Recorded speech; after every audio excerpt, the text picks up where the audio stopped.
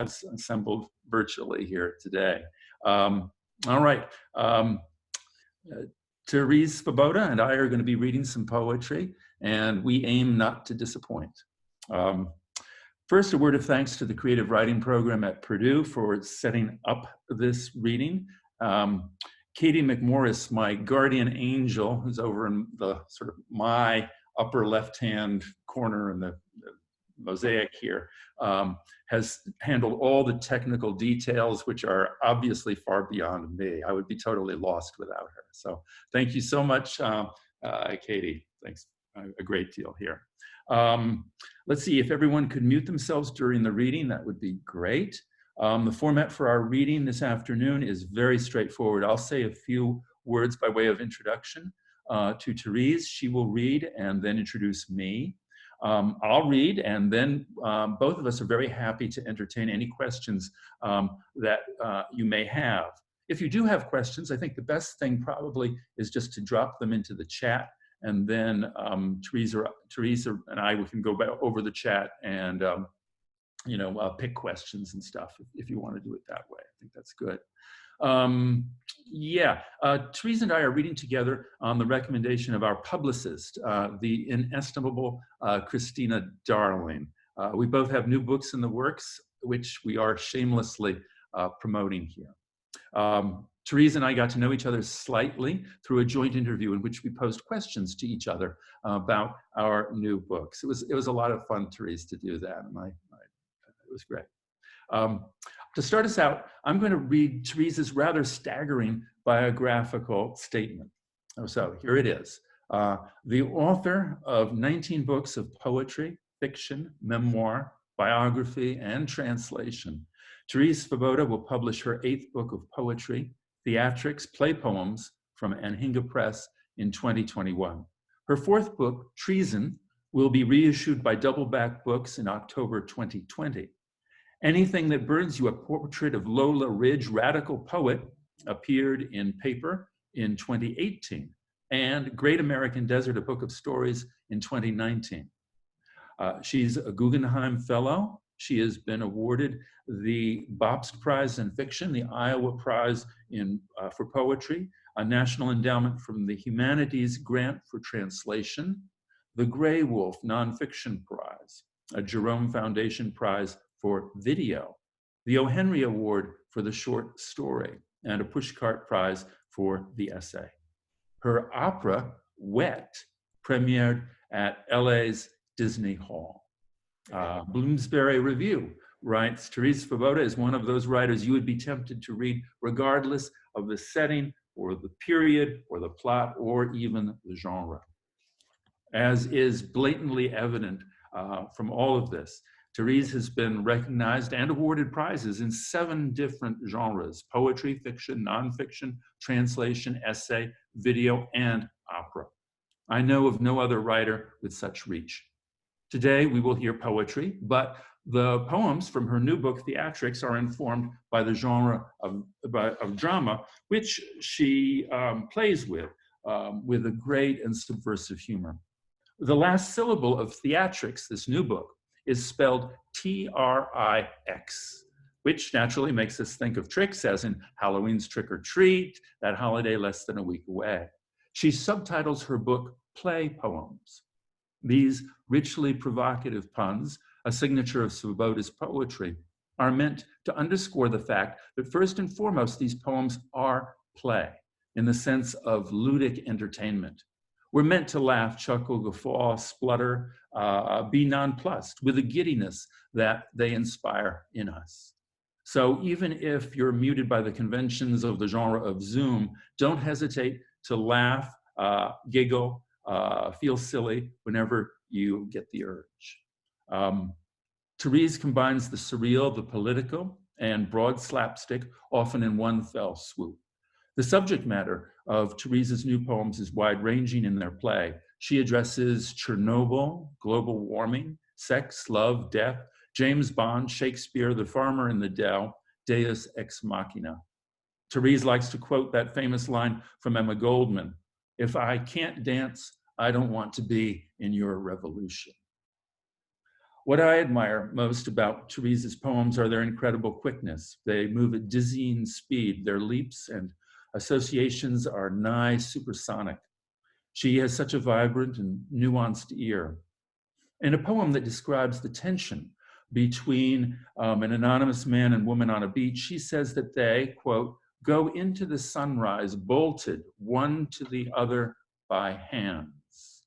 With wicked wit, she says, quote, he, with the pronoun tucked into his pants, foots it, feet wet, the sun already too much. The poem ends, caught and cold. She is worn, not by him as much as a tread on a stair, hard for her on every rise. The darkness still nil, nihilistic as youth, as if the day were done already, like steak. Reading this poem, I find myself caught between its different tones, satirical humor, a bleakness, I think, about the possibility of relationship for this particular couple, and bowled over by a linguistic dexterity which can pivot from the day being done to a steak's doneness, a rare or medium rare sunset. The poem leaves me simultaneously moved, discomforted, and laughing at or with it all. Let me now turn it over to Terese Svoboda, this wonderfully disconcerting poet. Please unmute yourselves, if you would, and give her a round of applause.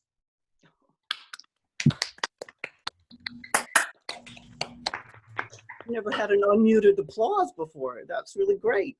That was an astonishing introduction, and I'll do my best to live up to it. First, I will have to say, however, hello to my venti partners, the negative ventilator pressure partners, Nile and Bilal, who happen to be on here. We're trying to, well, mostly my husband, is trying to invent a ventilator you can use at home when you're turned out of the hospital and they don't have them or you're too old for them. And things are going pretty well. You know, we've got customers. I mean, we will have customers. So first I'd like to read to you from my newly reissued book.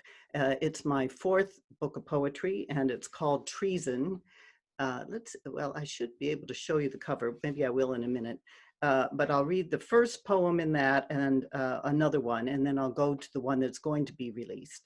The reason why this one is re-released by Double Back Books is because Zoo Press published it in 2002 and promptly went out of business. So it's like a reawakening of myself from a long time ago. Bridge, Mother. Mother burns on the other side of the bridge. Mother burns the bridge and is safe on the other side. Mother is not on the bridge when it burns. When Mother says burn, the bridge burns. We can't get to the other side. The bridge is burning. Mother is the bridge that we burn. She is how we get to the other side. We can't burn the bridge without her. Mother burns and we burn, bridge or no bridge. She is the other side. Nothing burns the bridge, and then it burns.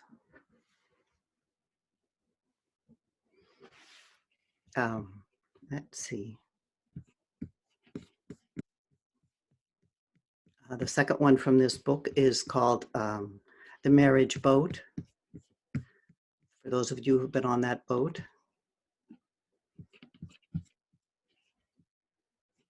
This is the equivalent, you know, of paging through your book. Marriage boat. Gulls oogle and swoop, those in the boat.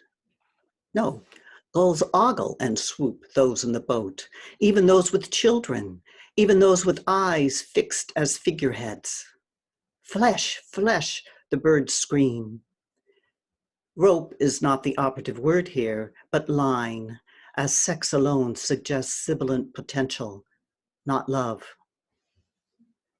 At any time, the stern could disappear back to where it came from, the clouds herding their foam away, from reflection. Yet it seems, on clear days, when no one's crying, it seems as if the boat bears both ocean and sky, and the bodies fly, hiked so far out.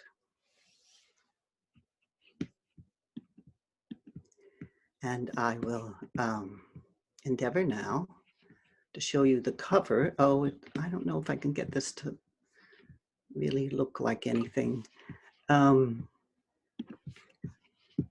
Just a moment. It's a variation of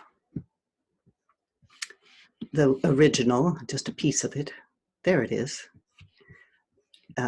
called Treason. You know, you have to show the cover 9 times before anybody will buy it. So that's your first. Let's see. Now, I also want to share the screen of my new book, which is so amply described by Donald as being a play between poetry and drama. Oh, and I also want to thank Alan Michael Parker, who did a fabulous introduction, a 1-page rah-rah that was really great. So this first poem, I'm going to read you the first 3 poems of the book so you get kind of the introduction. And basically these are unplayable poems, unplayable plays. And I was always cordoned off from using all the voices that I wanted to, being a child of the 70s and 80s, which was voice-driven poetry. So I used punctuation and you know, positioning on the page and a lot of other things to try to think about how to bring you a more theatrical moment. In this first one, it's kind of based on my experience with hair, a seminal dramatic experience in which, you know, there was a moment when all the old ladies in the audience leaned forward to look. Stage manager lights up. Oh, and there are typos in here which haven't yet been fixed. Giant hand moves the parade ground stage left. Set, it's a character. Oh my God, the aliens blow through the one window not yet painted over. ... Dancers tambourine in shivers in front of the guns. What about this is false? The scale, the alien plastered to the wall in a green you can't see, the trust you place like an acorn in the seat.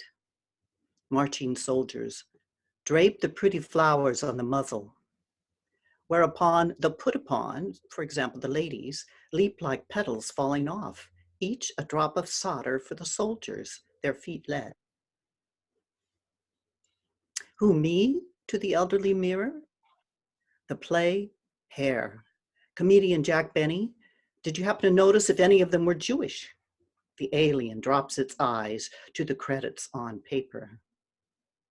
Dramaturg, not only did many of the lyrics in the play not rhyme, but many of the songs didn't really have endings, just a slowing down and stopping so the audience didn't know when to applaud. Me, Beckett.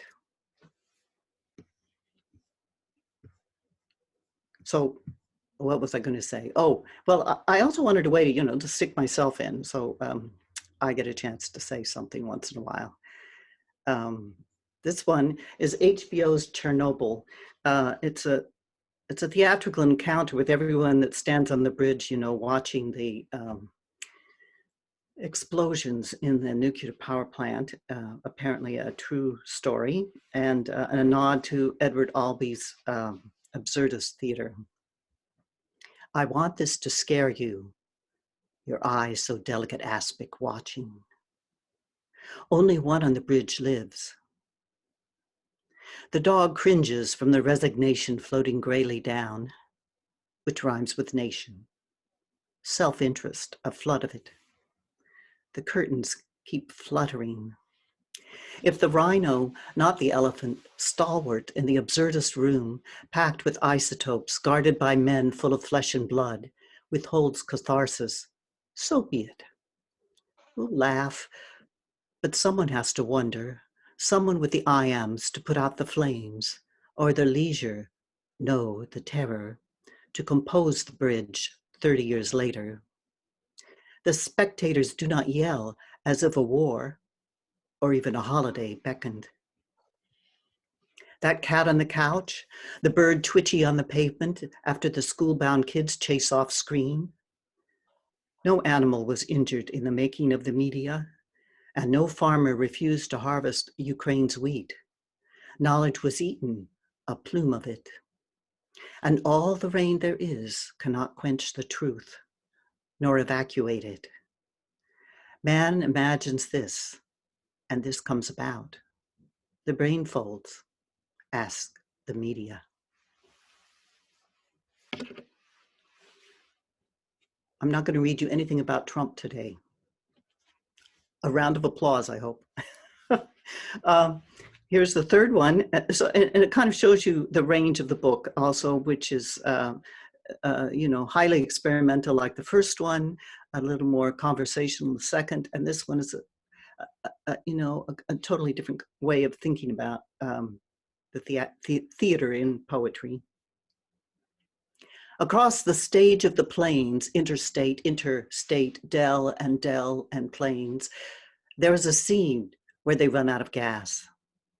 You, in the white shirt. I'm just a scenic. Listen, there was a tremendous knocking. Knock, knock, no joke. They put him in a closet, not a Dell. They put him in a closet, and the door, hung wrong, had a gap at the bottom where you could shove a whole sandwich through, though the bread got a little dirty. As for thirst, I don't know. No light, of course, except through the gap, so the sandwich came in dark and dirty. Whispering voices from the phone. Can you get it? There was a tremendous knocking across the plains, sometimes as if on window pane, sometimes enough to break it, or else from below. You don't know that. It's a kind of knowing, just like the knocking you say you heard just after they ran out of gas. And who is the they anyway? The usual suspects, M and F, old while you're not, and because of that, always running out of gas. They wished there were windows. There were sandwiches they made for themselves. They didn't shove them all. The door will be open, but that means mud will be tracked in by the gasless, earning alienation. Time gaps while they run away like that, after someone finds him in the closet. Maybe the someone went looking for a coat, a winter coat that he thought he had hung in there. P.U. M&F forgot their homemade sandwiches, and they ran out of gas. How do you know? Someone called, someone said, look in the closet. It was you. I was wearing a white shirt, easy to spot. I didn't need a coat. They walked a long way before anyone picked them up, and it never stopped raining. The Dell came up while they were walking. A farmer in the Dell, a big Ford truck with four-wheel drive. Interstate. No trace of footsteps because of the rain. Interstate gets into the car like a hum. You would think they were fleeing the sight, but no, they just ran out of gas. What if guilt is free, like the falling of rain, instead of cooped up in a closet? He was crying. I'm not related. I'm not the last or the late. I'm not, really. I say there was a scene and someone went inside, but whether a white shirt is easy enough to spot, dirt just falls on it. There was a tremendous knocking. And I'll read you two more, but we'll have a station identification, with, oh dear, now I've lost everything. I was going to show you my new cover. I don't know how to get back to it. Oh, well, let's see. Well, I'll definitely stop sharing. Let's see if I can get it.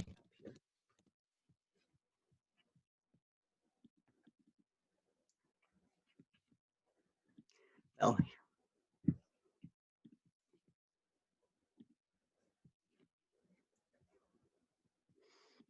here we are. In that case, I will just go to page 51. we go. I'll just make you dizzy. That's what I'll do. That's easy. This is this wonderful new cover. Now you only have 8 more times to see it. And it's by China Marks, who's listening. And she made this fabulous creature from an installation from long ago. And the cover was designed by Brian McMullen. Now, let me see. I want to get to my next poem.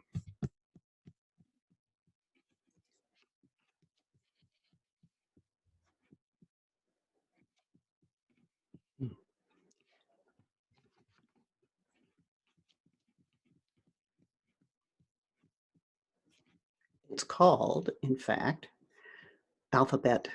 And I've moved, not permanently, to Victoria, Canada, and I visited a friend of mine that I hadn't seen for 35 years, and I relate this story to you. What else do I want to say? It's a little bit theatrical, especially at the end. Portraits of graduates line the room, even the children of the second wife, even her, as dead as your husband. He was taken and beaten, governor at last released, but falling to the ground, your son putting a phone to his head. You were in Egypt, in exile, safe. All he said was ABCD, what men repeat during torture, so they reveal nothing, or to bear it without screaming, or remembering how they learned the alphabet under a tree, with the flies thick and the good smell of milk on their hands. ABCD, you say over tea. Have a biscuit? I helped you cook long ago, cross-legged on cement, in a soot-black kitchen open to the sky. In the yard, a circle of chairs, your husband pouring the scotch of some aid worker, wanting some permission. When kerosene half lit their faces, the speeches began.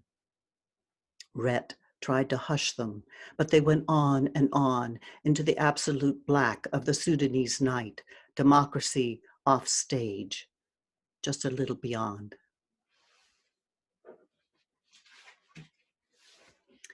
And the last one is on page 86, which is, no, it can't be.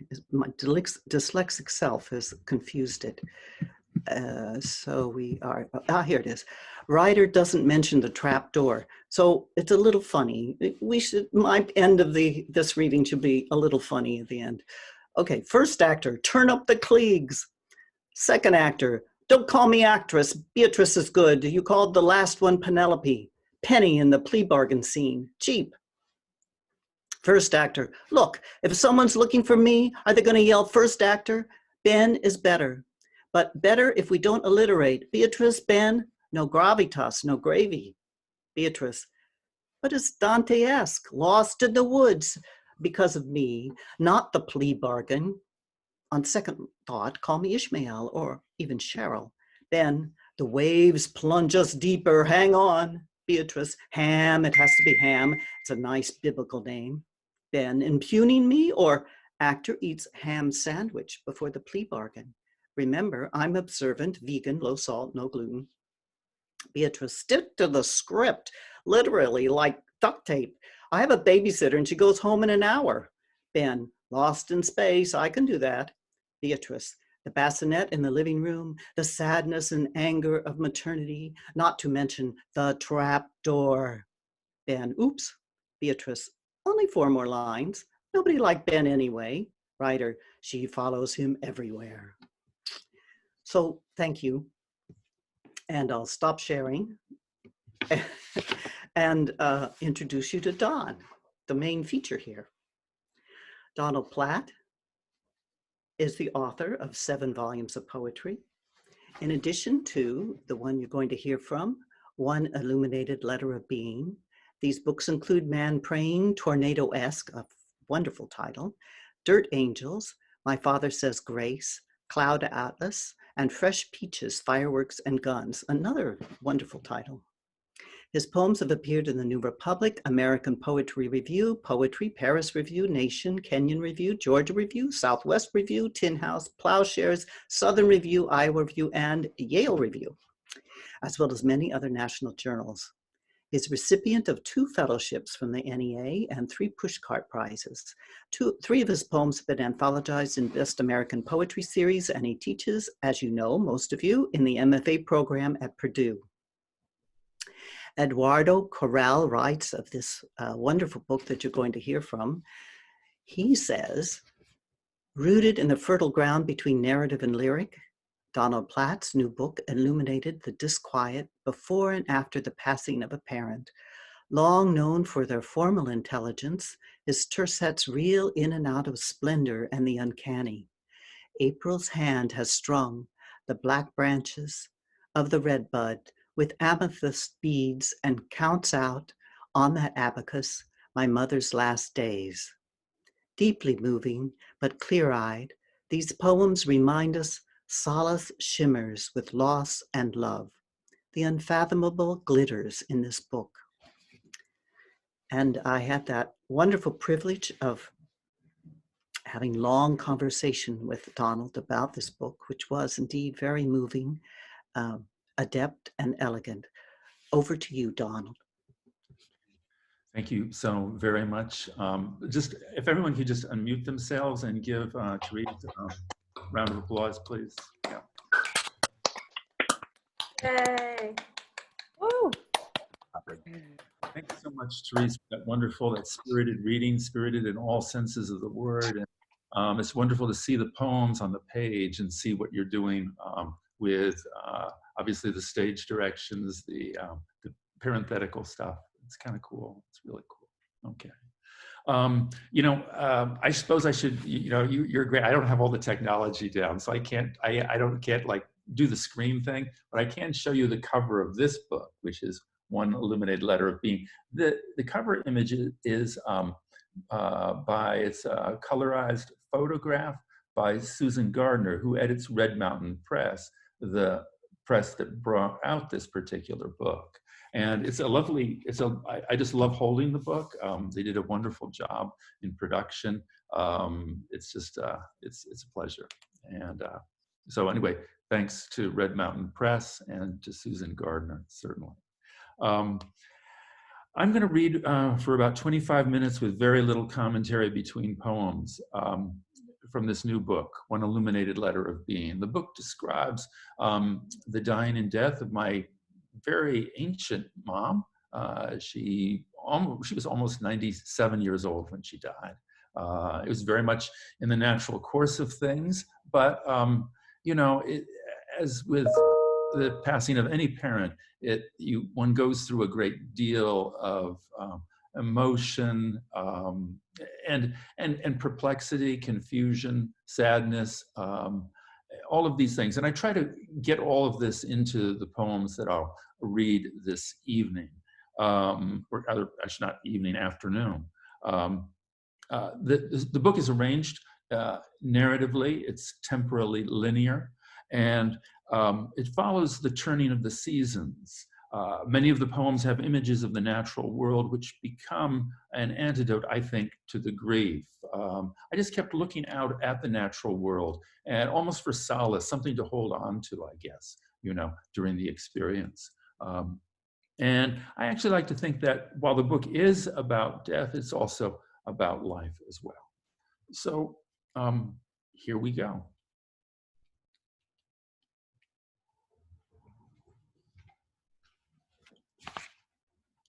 Hospice. My mother is dying while everything is coming into bloom. She tells me on the phone that Christina wants to bring Michael, my brother with Down syndrome, her 54-year-old child, to see her one more time. I told Christina no, I don't want him to see me like this, in pain. He understands more than he can say. The pear trees are egg whites beaten stiff. April's hand has strung the black branches of the red bud with amethyst beads and counts out on that abacus my mother's last days. Pear petals fall like snow. At my feet, more creamy jonquils open. A place set of miniature teacups, they still hold the dew. Tomorrow, They will shatter under freak hail. Today, the Mascari's blue thimbles. Quietly, April quilts flower beds into a patchwork of trumpet daffodils, red tulips, spring's raw music. My mother is dying, dying. My neighbor has hung her laundry on the clothesline for the first time this season. White shirt, green shirt, black pants, blue shirt, gray pants, black shirt. She has pinned them upside down. Wind fills sleeves and legs, so shirts and pants dance, jerk like convulsive marionettes. My mother will sleep fitfully after more morphine. The night is very long. Black tulips open their dark stars at dawn.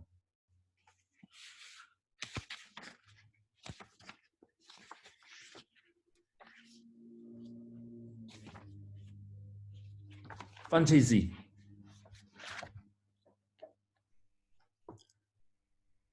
Each person is a solar system, the bits of birth's Big Bang orbiting some sun that both attracts and repels. Elliptically, my mother orbits her own death, that great shining ball of fire I cannot look directly at. She draws closer to it, then pulls away. She rotates as she revolves. Together, we write her obituary. Born, schooled, worked as, married to, gave birth, resided, retired, is survived by. The old story we all get to write if we're lucky, or one that will willy-nilly get written for us. I leave the day she'll die blank. She gives me the notes she wrote last night. Funeral in Christ Church and Bill Eakins to preach. Ask Women's Guild to serve a simple refreshment. Give $100 to organist. Give $5,000 to church. Give $500 to Bill Eakins. Give $1,000 to women. Give $250 to soloist. No calling hours, only the church service. Nobody getting up and saying nice things about me. Everyone has their own memories, good, bad, and indifferent. Chief purpose of a funeral is to pray for the departed, also to give comfort to those who grieve. Call Hickey Funeral Home.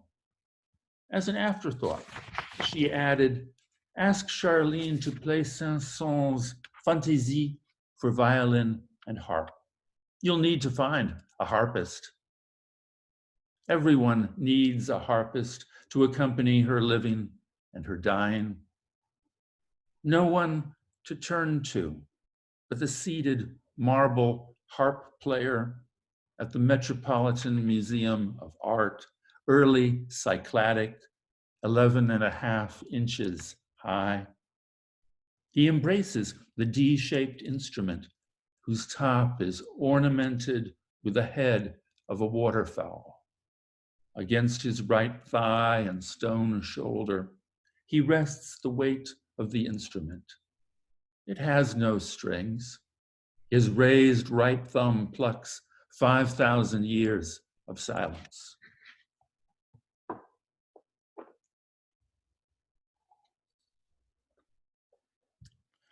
Okay, so those are poems, obviously, that are embedded in this sense of grief.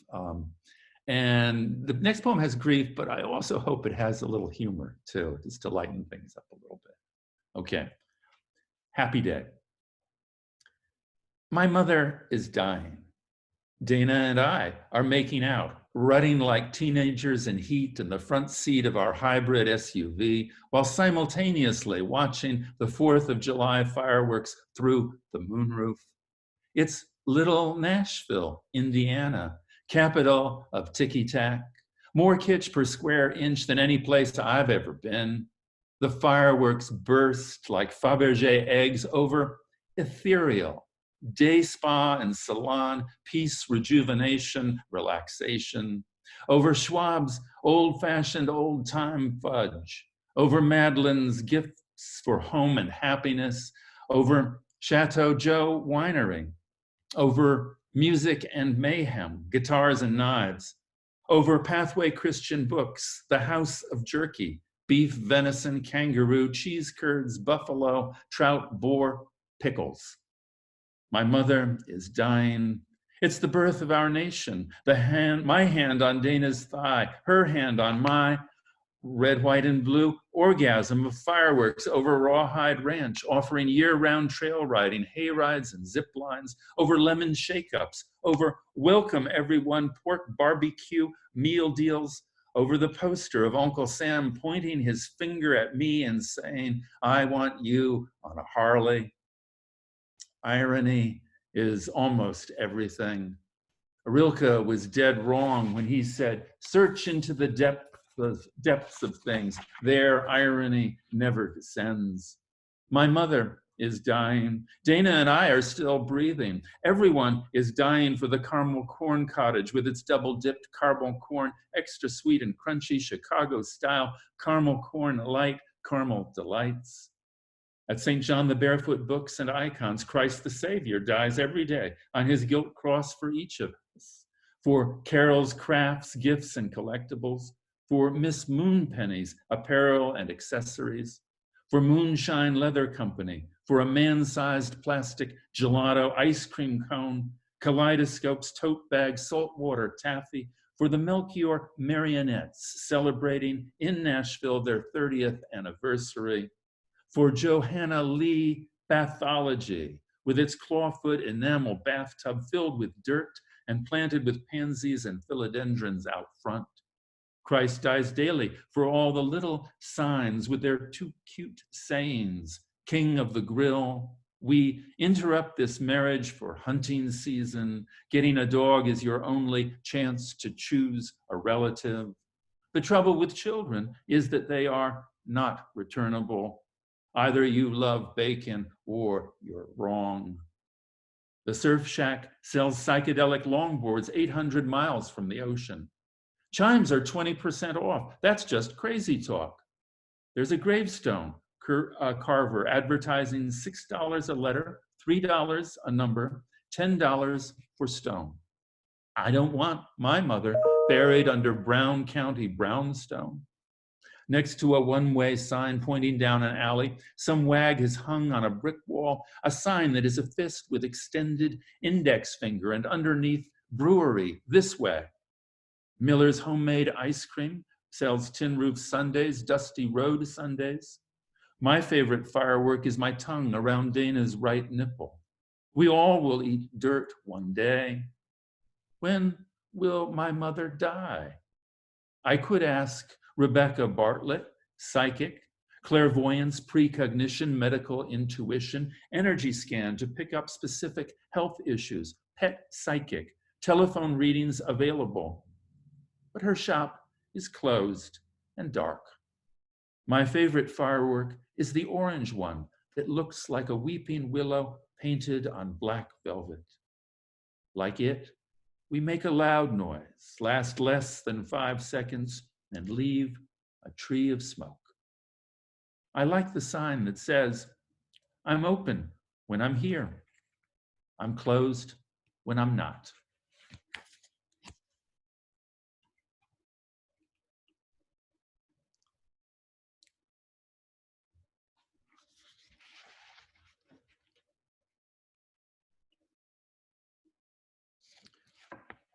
Last room. Now I can finally get some peace and quiet, whispers my mother from her bed in the private hospice care room, painted a pastel blue-green so that it's like being inside a robin's egg. My former roommate was always pushing her alarm button. She wanted a 3-ring circus, even though mostly what she does is sleep. Martha's still feisty. Cool breeze blows through the open east window that looks out from the second floor into the green serrated leaves of a tree whose name I don't remember. The branches almost reach into the window, so it's like there's another person, someone 30 feet tall, a many-armed and many-handed green bodhisattva in this room set aside for the dying. No name, I pronounce it Yggdrasil, tree of the knowledge of good and evil, tree that holds up the heavens, tree whose blossoms are the black eye, cartwheel, cigar, pinwheel, sombrero, sunflower, tadpole, and whirlpool galaxies, the large and small Magellanic clouds, Bode's galaxy, Mayall's object, redshift quasars, the Andromeda, Siamese twins, Sagittarius dwarf elliptical, and baby boom galaxies.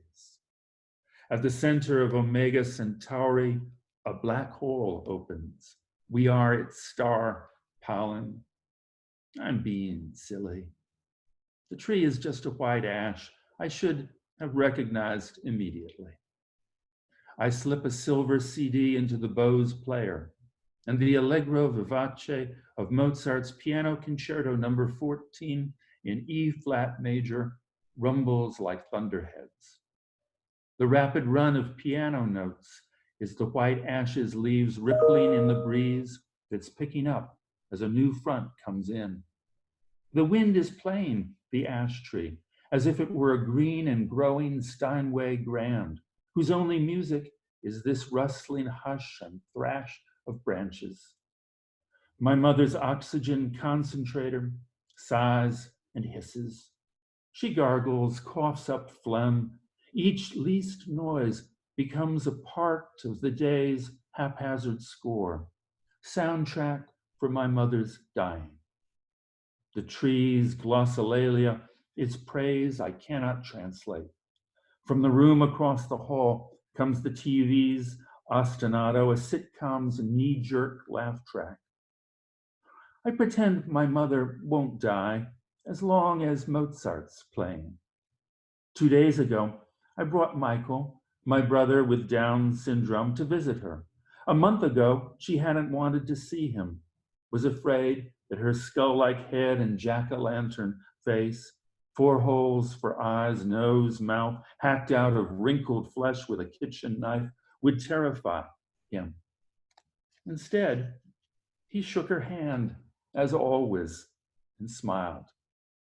Her eyes rested on him and looked, her last long look at Michael. Eleanor, my older daughter, telephoned from Switzerland. "Where are you?" asked Martha. "I wish you were here." Heidi Truax, her old pastor from Lime Rock, has come, given her Holy Communion, prayed and anointed her with oil.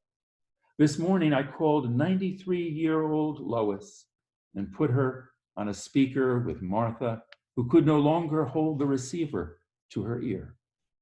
Lois said, "This is your little sister. I'm thinking of you every day, every hour, every minute." "Thank you so much," my mother whispered. The nurse's aides will come every 2 hours to turn her. The charge nurse comes to give her OxyContin, more morphine, to put a scopolamine patch like a large beige mole behind her right ear to dry up her secretions, as the nurse says, so she'll cough less. My mother and I are left to our long, quiet wait. I keep playing Mozart, watch the leaves flutter, flail, then flutter. I watch my mother's pulse go allegro vivace in the large vein that travels her neck. I raise the cup of water, insert the straw between her dry, blue lips so she can sip and sip.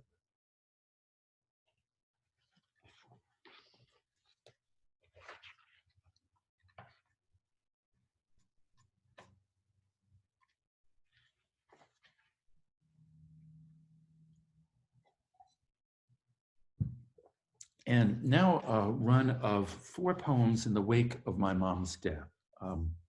First, an October poem for Kara Kruer and Andrew. Mantis Praying. Our neighbor's maple trembles in the wind like someone with Parkinson's. It's a blast furnace of gold flame that smelts the blue ore of cloudless sky down to windrows of dead leaves, scarlet, yellow with brown freckles, their undersides subtle pastels of rose, ochre, lavender on the still green grass. The falling leaves are airmail stamps for the invisible letters I would send via the wind to the foreign country where my mother lives now.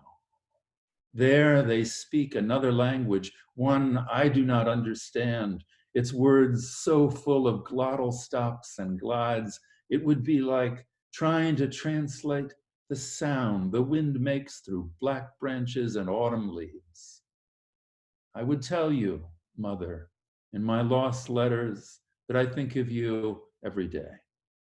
Dana is cantering Tego, her teacher's thoroughbred, over 3-foot jumps this afternoon. Tomorrow we'll go to a wedding. I bought Kara and Andrew a checkerboard cutting board that is small cubes of black walnut, black cherry, white oak, hickory, ash, tulip poplar, and hard maple, all the size of large sugar cubes glued together. I could play chess on it with my dead father if he wanted, but I would have to wait a long time between moves. It's just the usual news, nothing new about it.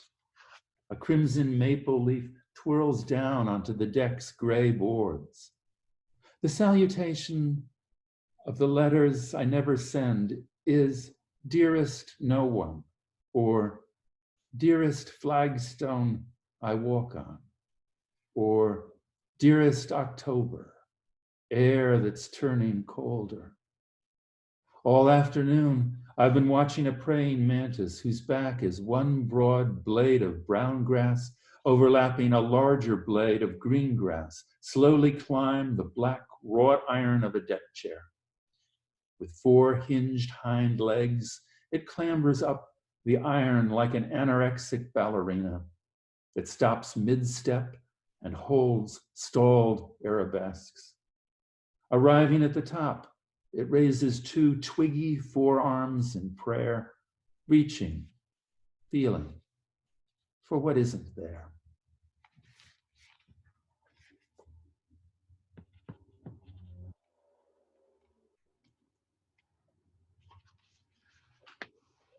And now a poem for Dan, Corey, and Ellen, and Georgia.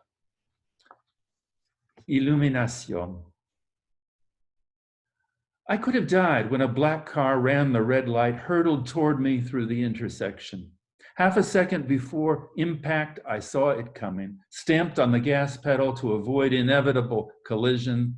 Black car hit me smack in the middle, passenger side, wham whang of metal rending. Felt my car jar, slide sideways, skid, spin. Time went slow motion, threw me against the window. Street whirled, then stopped, quiet. I opened the door of the totaled car with one side stove in. The other car's black bumper lay in the road. Kept thinking it must be mine. The other driver in a black ski cap got out of his car, which had ended up against a yield sign and was still running. For 5 minutes, I walked around my car in circles as if I were sleepwalking. The driver, a small man my age, kept repeating, I'm sorry, I'm sorry. Only the cars were broken. We stood in the cold waiting for the police. Anger and adrenaline surged through me, voltage along high tension lines. I was alive, shouting, a live wire shorting out, sparking. The police officer said, "Sir, get back in your car, calm down." I finally did as I was told. The car would not start. I froze. At last, the tow truck came to haul my car off to the scrapyard, boneyard. It hit me again. My mother, dead 6 months, was never coming back. There is no body shop for the body. At the end, we are twisted metal that will not resurrect. In Georgia, where I once loved to live, lived to love, wreck is an intransitive verb. My student who had missed one class announced at the next with a wide grin, I wrecked. I reckon you, he, she, they, we all wreck. We all get totaled. That's the size of our demise. What can anyone say to that excuse? Our only homework is to wreck and to retell our luck and recklessness with a smile. You can't file an insurance claim with death and death incorporated. The day after I wreck, I go to Home Depot and walk the 3 long aisles marked lighting illumination. Hundreds of floor lamps, wall and ceiling lamps pouring their wattage over me to feel warmed, held, comforted as if by a closer sun. I let the incandescent light from 6-foot-tall torchieres, bronze finish, from semi-flush mount fixtures, aged champagne glass domes, from 9 light chandeliers with crystal glass prisms wash over me. I stand beside a 5-armed multicolor floor lamp that reaches out like an octopus with its purple, orange, blue, green, red plastic shades on flexible goosenecks.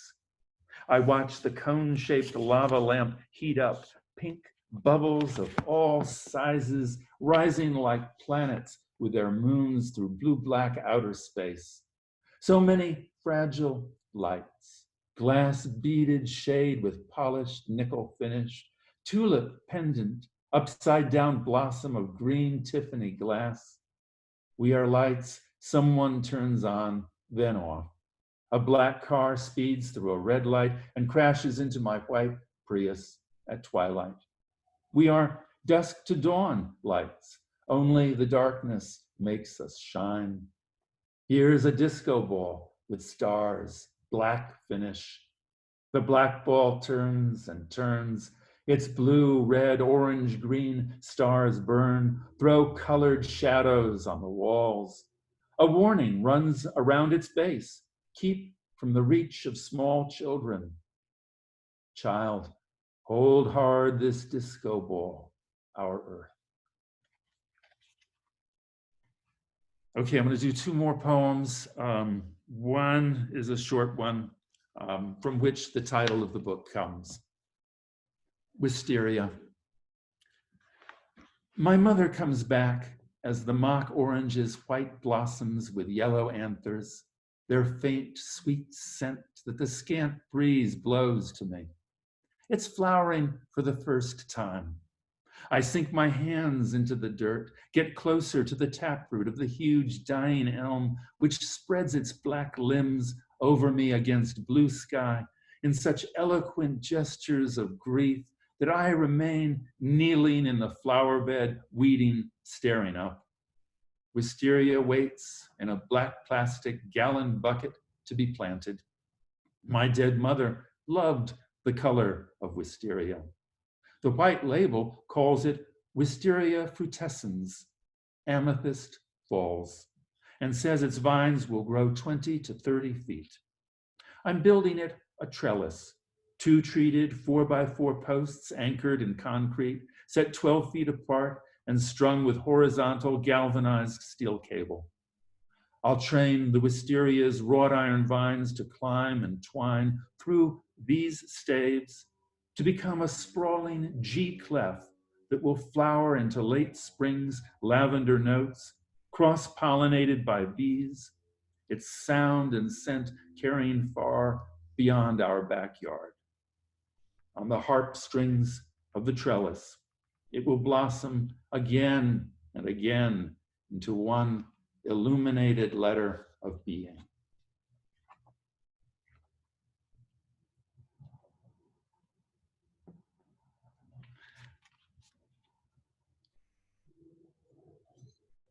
And now for the final poem, I'm just going to read the last poem in the book. It's a prose poem. Recipe for a Rice House. I dreamed that I made for my dead mother a little model house out of mochi, sweet, sticky rice, so she could live there. It measured maybe 5 inches wide, 9 inches long, 6 inches tall. I made the walls, the roof, the floor, by pressing the cooked rice between my palms, which I had moistened first with cold water from a stainless steel bowl. I pressed the rice between my palms until it became a lacy, semi-translucent sheet. Somehow it held together. With a paring knife, I cut the thin rice sheet into a rectangle on a scarred wooden cutting board. When I had made several of these rice sheets, I stuck them together with my spit at right angles to form the rice house's floor and walls. I added a gabled roof and a little cube of rice for a chimney. Carefully, I cut a door and windows into the walls so that the light could shine through them and into my one-room rice house. Even as I constructed the rice house, I understood that it was an ancient Zen funeral rite to make my grief into something tactile. The rice grains and their gluten stuck to my palms. It was also a halfway house for my mother's spirit as it passed from this life into the next. I toasted a sheet of nori, one of my favorite seaweeds, over the gas flame on my stove. When it was crispy, I crumbled it between my fingers over the house I had made. Flakes of nori fell like black snow on the house and stuck to its roof. I toasted sesame seeds in a cast iron skillet until they were black and sprinkled them over the house. Bombardment of black hail, winter weather. In my dream, I was getting very hungry. So I ate the rice house I had made for my mother. First the chimney, then the roof, then the walls, and finally the floor. When I woke, my mouth was full of the different tastes of burnt sesame seeds, sweet rice, and salt nori. All day long, those dream tastes stayed in my mouth. I didn't want to eat anything else, nothing that was real, neither D'Anjou pears with gorgonzola and walnuts, nor roasted beets with herbed goat cheese drizzled with raw honey. I fasted. All day long, I kept seeing the rice house with its black scorched roof, as if it had been through a fire, but had withstood thousands of degrees of heat.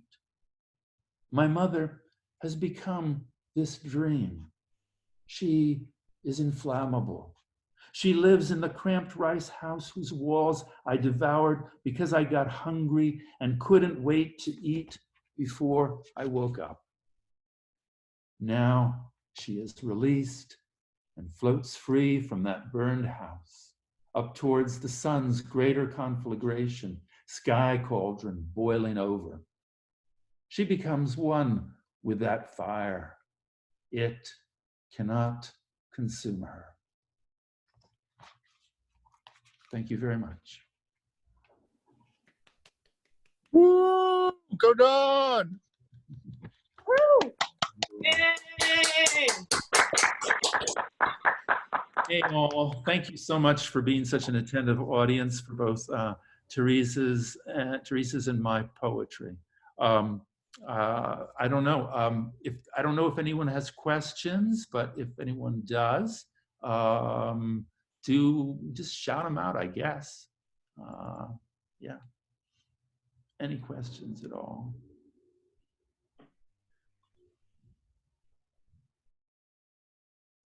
It's fine if there aren't any questions too.